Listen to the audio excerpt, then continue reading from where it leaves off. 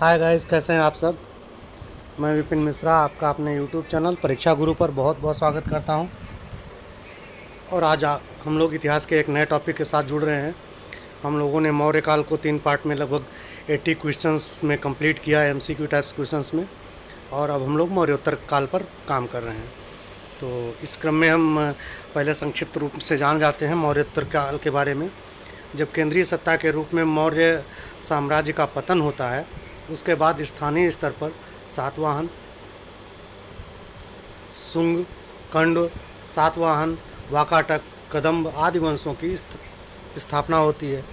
और इसके साथ ही चूँकि केंद्रीय सत्ता मौर्यों के हाथ में थी, तो इस वजह से जो पश्चिमोत्तर भारतीय उपमहाद्वीप का क्षेत्र था वो सुरक्षित था। लेकिन उत्तरोत्तर हुआ क्या, जब केंद्रीय सत्ता का पतन हुआ तो जो पश्चिमी एशिया या जो उत्तर पश्चिम क्षेत्र वाला क्षेत्र था, वहाँ से जो कुछ जनजातियों का या कुछ विदेशी आक्रमण होने लगे, जिसमें कुषाणों का, शकों का, सिथियन का, हूण का आदि सब का आक्रमण हुआ। तो इनका स्थानीय स्तर पर विरोध हुआ, लेकिन इतना चूँकि सशक्त साम्राज्य था नहीं, इस वजह से विद्रोह नहीं हो सका।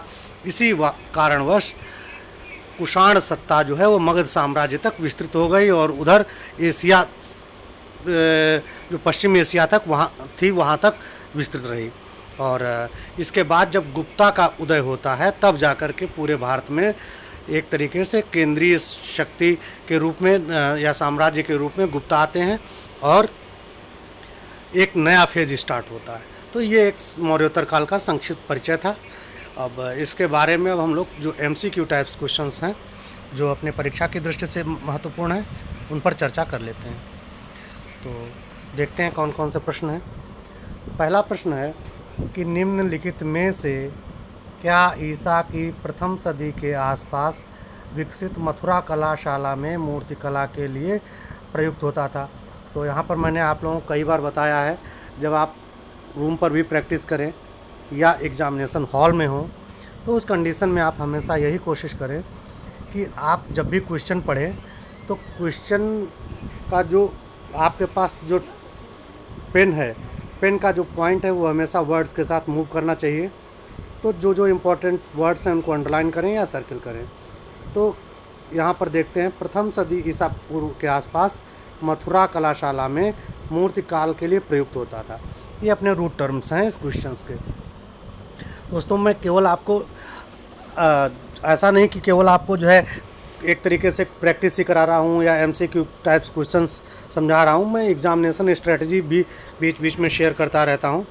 और चूँकि आप क्वेश्चन की प्रैक्टिस तो हर जगह कर सकते हैं, आप किसी भी यूट्यूब पर इतने जो है चैनल्स हैं और इतना कंटेंट अवेलेबल है आज के समय में ऑनलाइन, तो आप चाहें जितना कंटेंट जो है, चाहें स्टैंडर्ड एक से एक कंटेंट आप जो है गेन कर सकते हैं।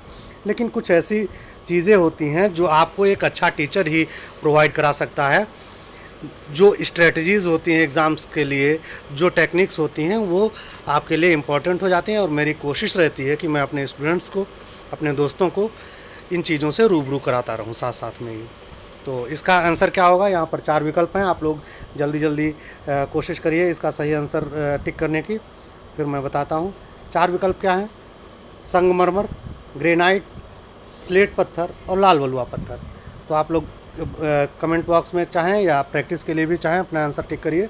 उसके बाद आप एक तरफ नोट कर लेंगे राइट आंसर्स, एक तरफ जो है रॉन्ग आंसर्स एक कॉपी में पेज पर, जिससे क्या होगी, एक तरीके से आपकी टेस्ट सीरीज स्टार्ट कंप्लीट हो जाएगी।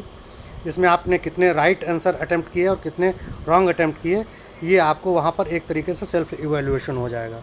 ठीक है, तो इसका आंसर क्या होगा? लाल बलुआ पत्थर।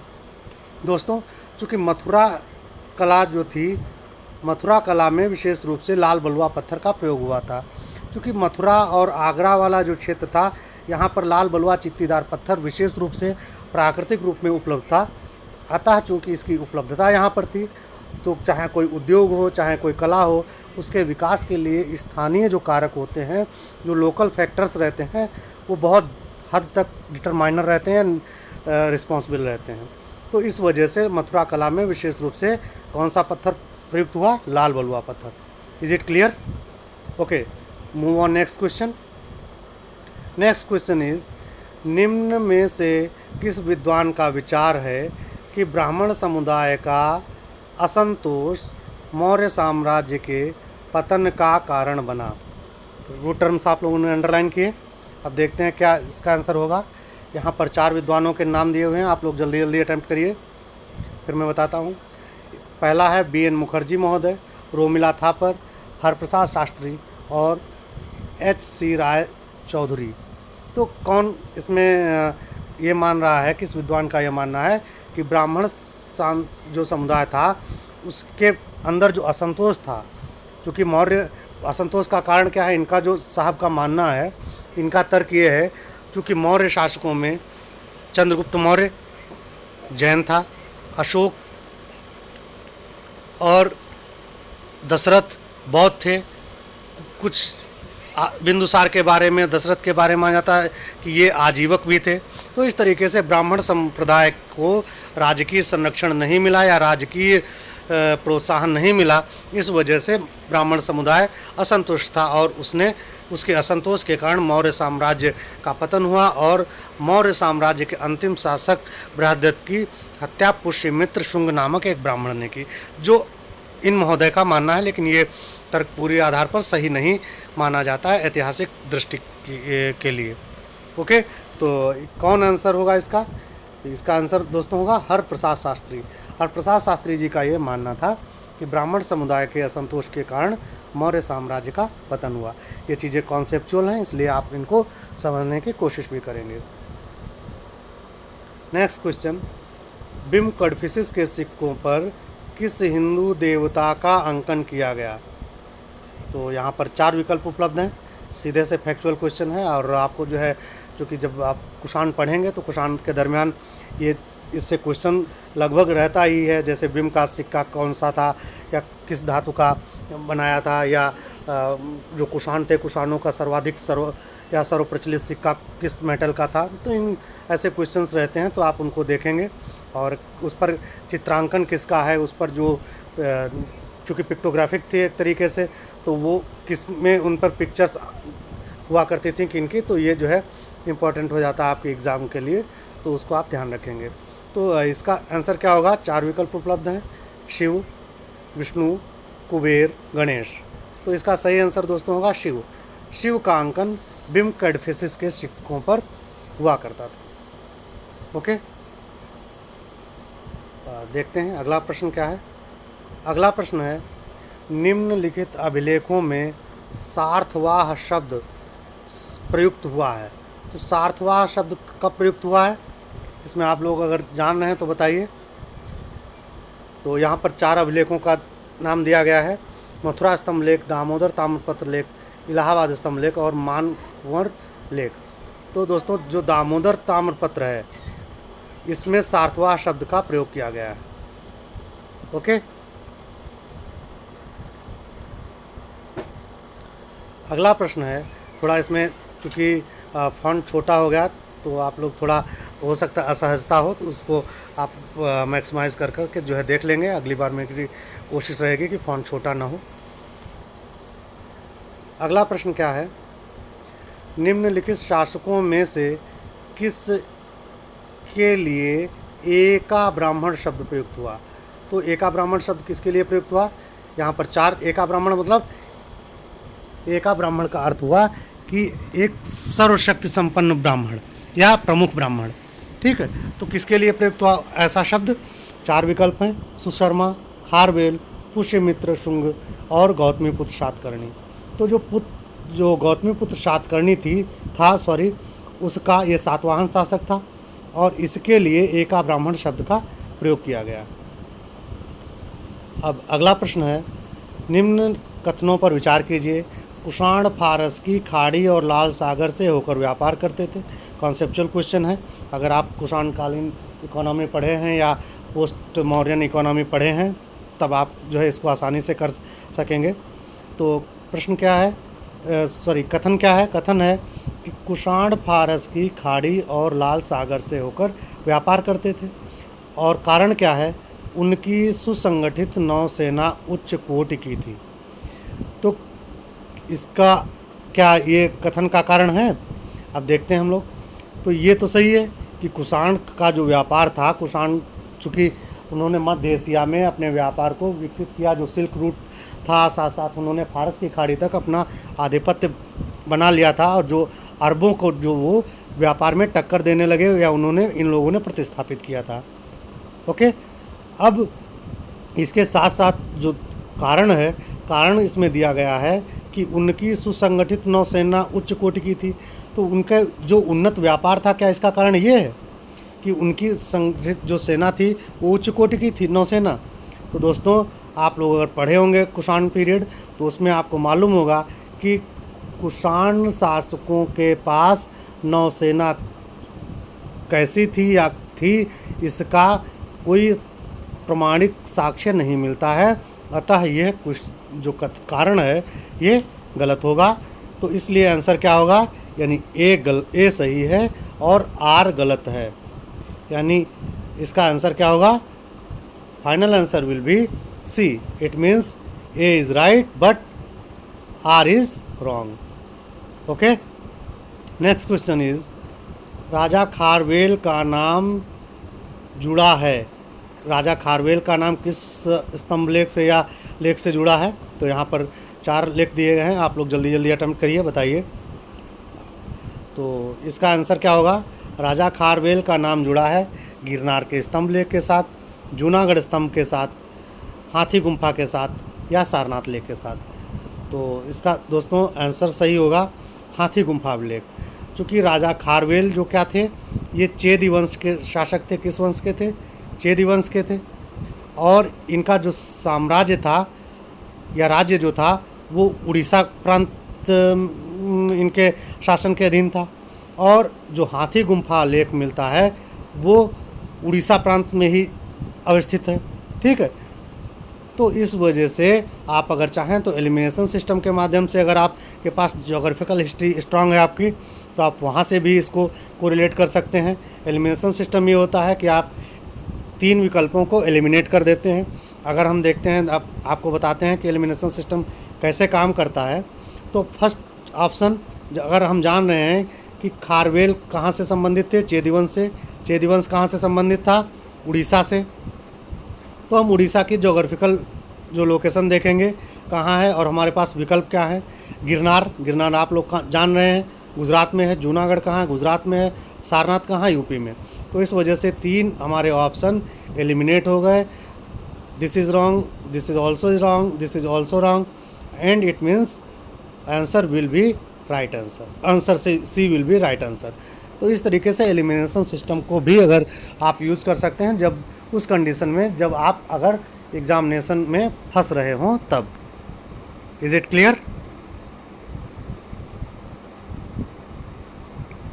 अगला प्रश्न है, मथुरा से प्राप्त खड़ी मुद्रा की आदम कद प्रतिमा संबंधित है। प्रश्न एक बार फिर पढ़ लीजिए। मथुरा से प्राप्त खड़ी आदम कद प्रतिमा, याद रखिएगा खड़ी है और आदम कद प्रतिमा संबंधित है। किससे है? मौर्य काल से, कुषाण काल से, गुप्त काल से और शुंग काल से। यहाँ पर 4 विकल्प हैं, आप लोग आंसर करिए जल्दी जल्दी। ओके, तो इसका फाइनल आंसर क्या होगा? Final answer B. जो मथुरा से प्राप्त प्रतिमा है वो किससे संबंधित है? कुषाणों से। विशेष रूप से जब कुषाण वंश होता है तो उस समय कला के 2 रूप या 2 स्थानीय स्तर पर कला के 2 रूपों का विकास होता है। एक मथुरा कला, जिसमें स्थानीयता का भी पुट था, या कुछ इतिहासकारों का मानना है कि स्थानीय थी, इस पर विदेशी प्रभाव नहीं था। दूसरी गांधार कला, जो कि गांधार कहाँ है आप लोग जान ही रहे हैं, इस समय वर्तमान अफगानिस्तान देश में पड़ता है। तो वहाँ पर भी कुषाणों के काल में एक कला का विकास हुआ। तो दोनों कला में विशेष रूप से बुद्ध की कुछ प्रतिमाएं मिली हैं, तो जिनमें कुछ मूलभूत अंतर भी है, तो और उनके कुछ मौलिक विशेषताएं भी हैं। तो उनको आप लोग जो है ध्यान रखेंगे, इससे क्वेश्चन पूछता है। ठीक है, तो ये चीज़ आपको क्लियर हो गई होगी। तो मथुरा में स्थानीयता का पुट ज़्यादा है, और जो अंतर हैं उन चीज़ों को देख लें आप। और मथुरा में स्थानीयता का पुट ज़्यादा है। मथुरा में हिंदू देवी देवताओं का भी की प्रतिमाएं मिली हैं। तो इस तरीके से, और बौद्ध की भी प्रतिमा मिली, जबकि गांधार में विशेष रूप से बौद्ध की ही प्रतिमाएं मिली हैं। ठीक है, और साथ साथ कला की अन्य विशेषताएं भी हैं, उनको आप लोग याद रखेंगे। तो ये आंसर आपका क्लियर हो गया। अब देखते हैं अगला प्रश्न क्या है। निम्नलिखित में से किस राजवंश के शासकों ने शीशे के सिक्के चलाए? शीशे के सिक्के किस राजवंश के शासकों ने चलाए? 4 विकल्प उपलब्ध हैं, आप लोग जल्दी जल्दी आंसर करिए, तब तक मैं आपको समझाता हूँ। तो दोस्तों, जब मैंने अभी बताया था लेक्चर में स्टार्टिंग में कि जब केंद्रीय स्तर पर मौर्य सत्ता का पतन होता है, उसके बाद स्थानीय स्तर पर अन्य वंश उभरते हैं, तो इसी तरीके से सातवाहन वंश आता है। और चूँकि केंद्रीय सत्ता के पतन के साथ साथ अर्थव्यवस्था का भी पतन होता है, इस वजह से जो पहले मौर्य काल में पर्ण रूपी जो सिक्का चलता था या विनिमय का मुख्य माध्यम था, वेतन आदि जो है उस रूप में भी दिए जाते थे, क्योंकि चांदी का वो पर्ण जो हुआ करता था वो होता था, तो इस वजह से चांदी की कमी हो गई। जब चांदी की कमी हुई तो कुछ एक शासकों ने जो अन्य धातुएं थीं उनके भी सिक्के चलवाए। तो इसका आंसर पहले आप जान लें, इसका आंसर क्या होगा? सातवाहन। सातवाहनों ने शीशे के सिक्के चलवाए, शीशे के साथ साथ में प्रोटीन के भी सिक्के चलवाए। अब इसका एक तो कारण रहा क्योंकि अर्थव्यवस्था कमज़ोर हुई, दूसरा कारण रहा, अगर आपको कथन कारण में आता है या दो तीन कारण दे देता है तो उस कंडीशन में अगर स्टैंडर्ड बढ़ाता है तब भी आप इसको समझने की कोशिश करेंगे या राइट आंसर तक एक्सेस करने की कोशिश करेंगे। तो अगला कारण क्या रहा?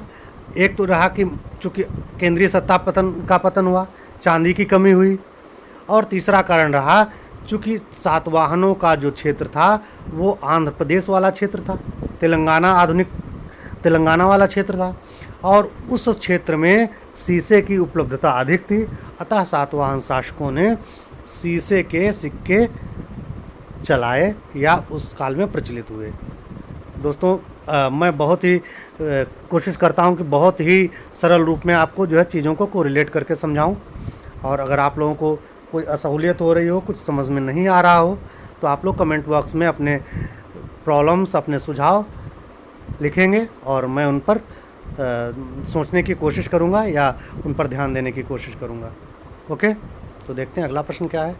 निम्नलिखित में से किस भाषा में खारवेल का हाथी गुम्फा लेख उत्कीर्ण हुआ या उत्कीर्ण है? तो यहाँ पर 4 विकल्प हैं, आप लोग जल्दी जल्दी करिए इसका आंसर। और चूँकि ये फैक्चुअल क्वेश्चन है तो मैं आपको बताता हूँ इसका राइट आंसर क्या होगा। दोस्तों, राइट आंसर विल बी ए। प्राकृत भाषा में खारवेल का जो हाथी गुम्फा अभिलेख मिलता है, और अगर आप इसको कोरिलेट करने की कोशिश करेंगे तो इसका कोरिलेट ऐसे कर सकेंगे, क्योंकि खारवेल शासक, जो चेदी शासक खारवेल था, वो जैन धर्म का अनुयायी था। किससे? जैन धर्म का अनुयायी था। और जैन धर्म या जैन साहित्य की या जैन आगम साहित्य की विशेष भाषा क्या है? प्राकृत। आप इस तरीके से भी इसको कोरिलेट करके राइट आंसर तक एक्सेस कर सकेंगे। ओके, तो देखते हैं अगला प्रश्न क्या है। अगला प्रश्न है, अपने वाहन वृषभ के साथ शिव का मूर्त रूप में अंकन सर्वप्रथम सिक्कों पर मिलता है। तो किसके सिक्कों पर सर्वप्रथम शिव का अंकन मिलता है? तो यहाँ पर जो 4 विकल्प है, आप लोग जल्दी आंसर करने की कोशिश करिए। भीम कैटफिशिस, हुविश, रुद्रदामन या शशांक।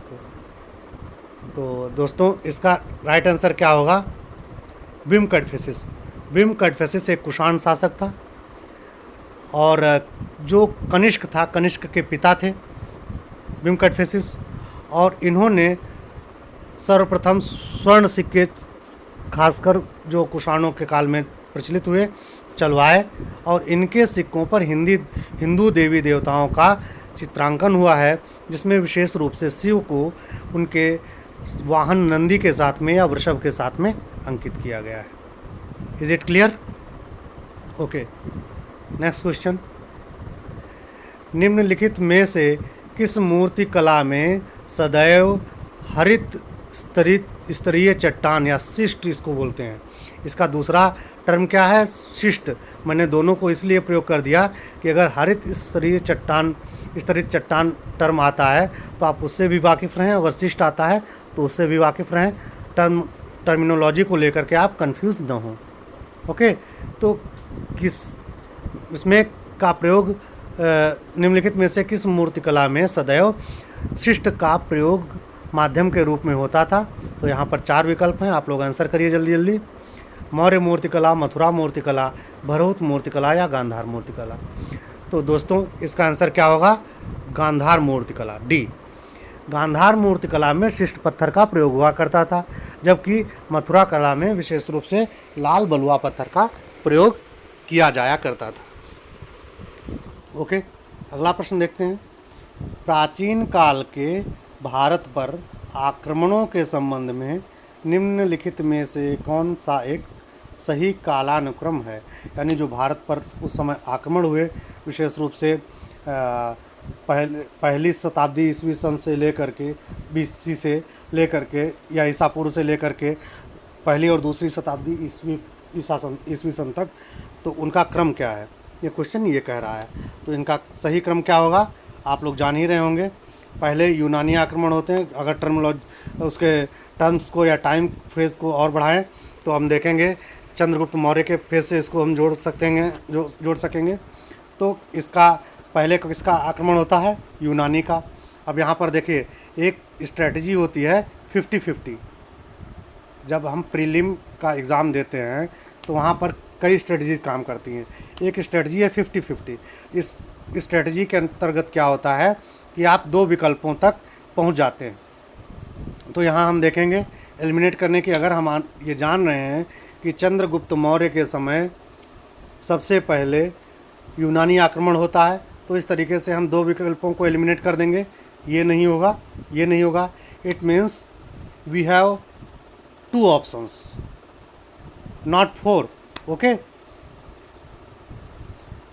फर्स्ट यूनानी शक कुषाण, सेकंड या बी यूनानी कुषाण शक।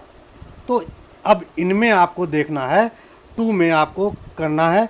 तो इसमें आप एक तो 2 चीज़ें काम करती हैं, या तो आप इंटेलेक्चुअल गेस लगाएं कि कौन सा सही होगा, या आपके पास जो स्टोरीज़ हैं, जो फैक्ट्स हैं, उनको कोरिलेट करके राइट आंसर तक एक्सेस करने की कोशिश करेंगे। तो दोस्तों आप जान रहे होंगे कि पहले मैं बता देता हूँ इसका आंसर क्या होगा, बी होगा। सबसे पहले यूनानियों का आक्रमण होता है, उसके बाद कुषाणों का होता है, और कुषाणों को प्रतिस्थापित कर शक आते हैं। शक का ही एक शासक, शक कई वंशों में 5 शाखाओं में विभाजित होते हैं, उसी में शक शासक रुद्रदामन होता है जो क्षहरात वंश से होता है। तो उसके बाद शक आते हैं। तो इस तरीके से इसका आंसर क्या होगा, बी होगा। ओके, तो देखते हैं अगला प्रश्न क्या है। पहला ईरानी शासक जिसने भारत के कुछ भागों को अपने अधीन किया। सीधे फैक्चुअल क्वेश्चन है, आपको ये याद ही रखना पड़ेगा। और ऐसे क्वेश्चंस चूँकि कॉन्सेप्चुअल नहीं है, तो आपको जो है रिवीजन के माध्यम से उनकी श्योरिटी बढ़ा सकेंगे। तो क्या आंसर होगा इसका? 4 विकल्प हैं, साइरस, डेरियस प्रथम, कैम्ब्रियस और शशार्श। तो इसका आंसर क्या है? डेरियस प्रथम। डेरियस प्रथम ईरानी शासक था जिसने भारत पर आक्रमण किया और भारत के कुछ भागों को अपने अधीन किया। ओके, तो अगला प्रश्न क्या है। निम्न राजवंशों में सबसे पुराना राजवंश कौन सा था या राजवंश था? तो यहाँ पर 4 विकल्प हैं, चालुक्य, पल्लव और राष्ट्रकूट। तो आप लोग जान ही रहे होंगे। अगर आप विकल्पों में जान रहे हैं या हिस्ट्री की जो सामान्य भी अगर आपके पास क्रोनोलॉजिकली जानकारी है, तो आप इस आंसर तक आसानी से पहुंच सकेंगे। बहुत आसान आंसर है इसका, आप लोग जल्दी जल्दी इसको अटेम्प्ट करिए। मैं बताता हूं इसका आंसर क्या होगा। तो इसका आंसर सातवाहन होगा। सातवाहनों का जो फेज़ रहता है वो विशेष रूप से कौन सा रहता है? प्रथम शताब्दी ईसा पूर्व से लेकर के लगभग प्रथम शताब्दी ईस्वी सन तक, इसी के दरमियान रहता है। एक मैंने ओवरऑल बताया, मैंने कोई एग्जैक्ट नहीं बताया। आप लोग एग्जैक्ट डेट जो है देख लेंगे। और जो चालुक्य, पल्लव और राष्ट्रकूट, ये सब क्या हैं?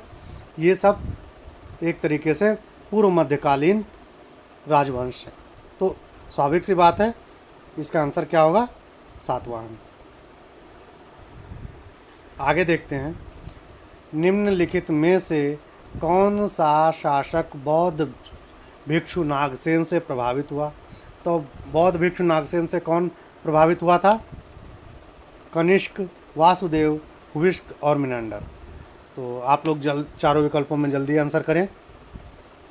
कौन सा बौद्ध भिक्षु नागसेन से प्रभावित हुआ था? कौन ऐसा शासक था? तो दोस्तों मिनांडर जो शासक था वो नागसेन से प्रभावित हुआ। मिनांडर जब आक्रमण करता है तो वहाँ पर इसका आक्रमण के बाद विजित होता है और उसका सामना जब नागसेन से होता है तो नागसेन से मिनांडर की रुचि साहित्य और दर्शन में थी। तो नागसेन से मिनांडर का शास्त्रार्थ होता है या साहित्य शास्त्र और दर्शन पर चर्चा होती है, तो वो नागसेन से बहुत ज़्यादा प्रभावित होता है।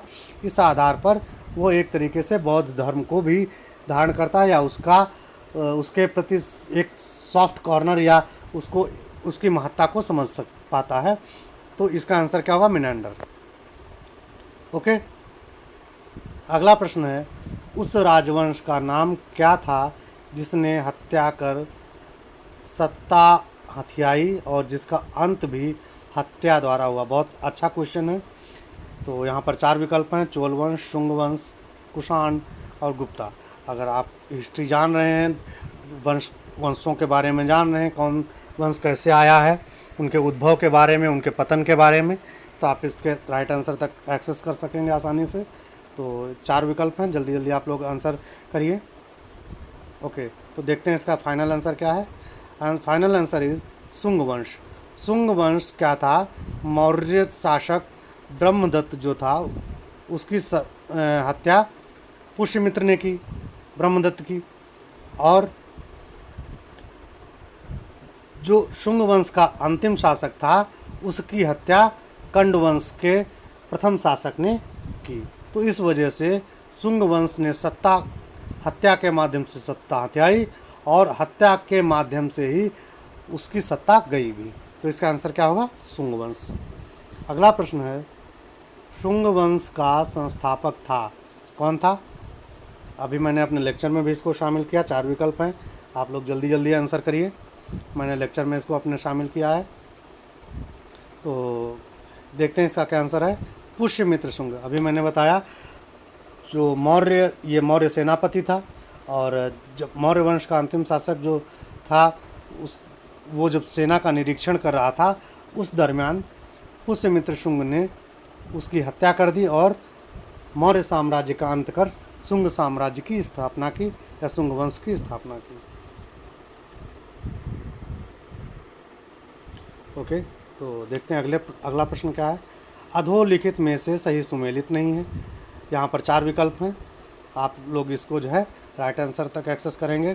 कौन सा सही सुमेलित नहीं है आप लोग जल्दी जल्दी आंसर करिए। मैं बताता हूँ कि Lothal ancient dockyard, Sarnath first sermon of Buddha, Nalanda great seat of Buddha learning and Rajagiri birth place of Buddha. तो इसमें कौन सही सुमेलित नहीं है? मैंने कहा था आपसे जब भी प्रश्न पढ़ें आप जो उसका टर्म है उसको अंडरलाइन ज़रूर करें। तो क्या करा? सही सुमेलित नहीं है, नहीं को सर्कल या अंडरलाइन करेंगे तो देखेंगे लोथल एंशिएंट डॉकयार्ड यानी प्राचीन गोदीवाड़ा मिलता है। It means this is right. Sarnath first sermon of Buddha यानी बौद्ध के प्रथम उपदेश सारनाथ में होते हैं, आप जान ही रहे होंगे, तो this is also right. Nalanda great seat of Buddhist learning यानी आज जो नालंदा नवविहार विश्वविद्यालय है, पहले वहाँ नालंदा विश्वविद्यालय था और वहाँ पर पुस्तकालय भी बहुत विशाल पुस्तकालय था, तो ये भी सही है। और जो अंतिम ऑप्शन है Rajagiri birth place of Buddha, ये गलत है। It means what will be the answer? Answer will B D, Rajagiri birth place of Buddha. What is the birth place of Buddha? Do you know? Birth place of Buddha Lumbini. Lumbini is the birth place of Buddha.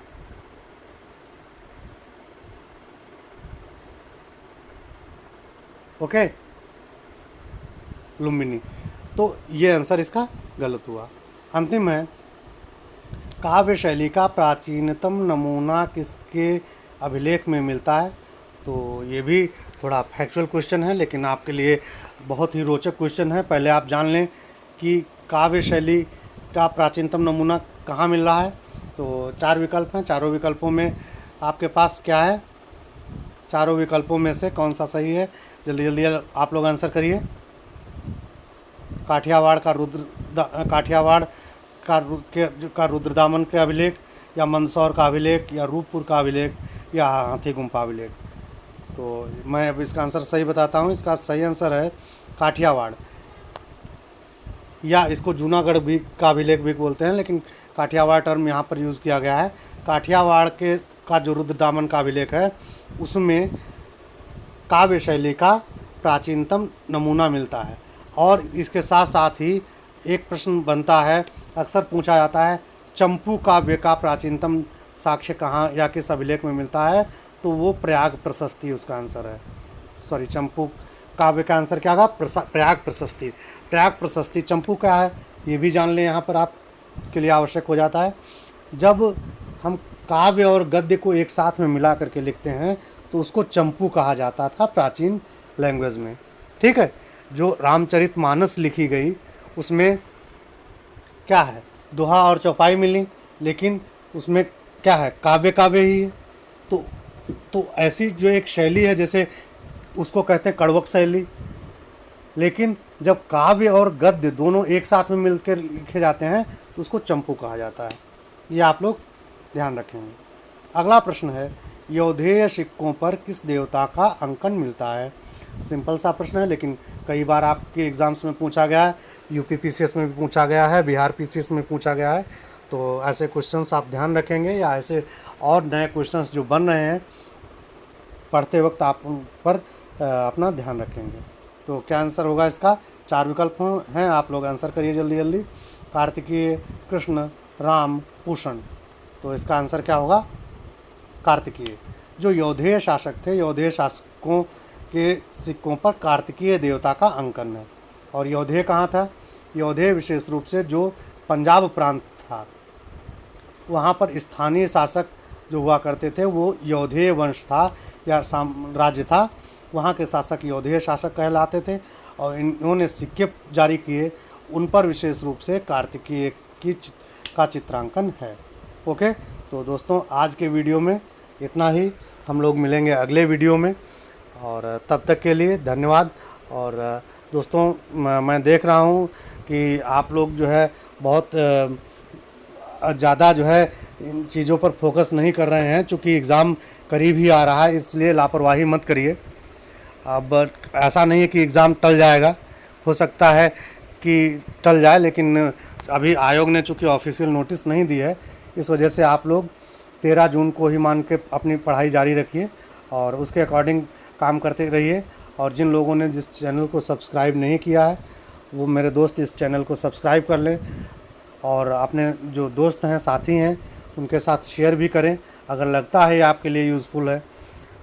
और ये अपने साथ साथ दोस्तों के साथ share करके उनको भी इसका लाभ दीजिए। ओके, तो मिलेंगे हम लोग अगले वीडियो में, तब तक के लिए धन्यवाद।